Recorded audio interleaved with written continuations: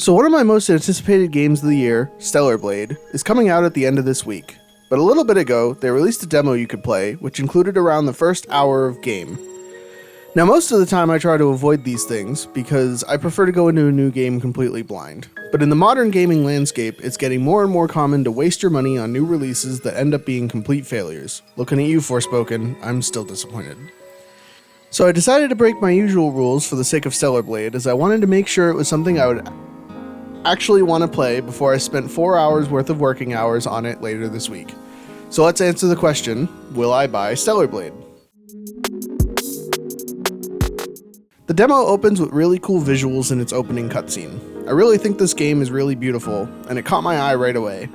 After the flashy beginning, we are introduced to the general movement and combat of the game. I think it's a little clunky, but very intuitive in the way that the controls are laid out. So easy to understand, but a little difficult to implement. The layout is pretty standard for a third-person action game of this nature, and has an almost identical layout to the Star Wars Jedi games, which was good for me since I absolutely adore those games, and I'm very used to that controller layout.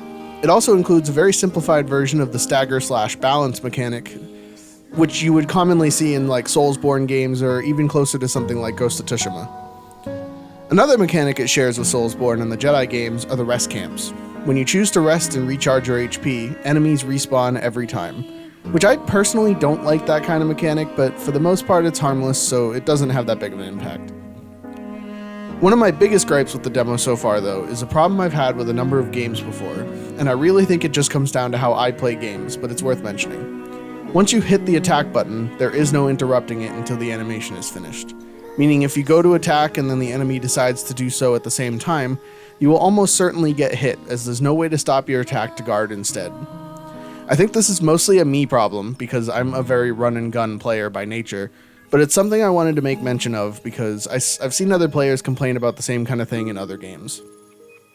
So in the end, after beating the final boss and finishing the demo, we can finally answer the question I posed at the start. Will I buy Stellar Blade, and more importantly, should you? The answer, in my opinion, is yeah, absolutely. I really think that this demo really only scratched the surface, and I can't wait to delve further into the mechanics and combat as more skills get unlocked and I can play around with more equipment in the game. Which we did get a taste of with the final boss fight unlocked after you finish the story bit, but yeah, I will for sure be picking up the game on release, and I think you should too. I believe that I'm really going to enjoy this, and I think down the line I'd love to review it on this channel too, once I've gotten to play the full game. What did you think of the demo, if you've played it? Will you be picking up Stellar Blade? Let me know in the comments below, and don't forget to subscribe while you're down there. Thanks for watching!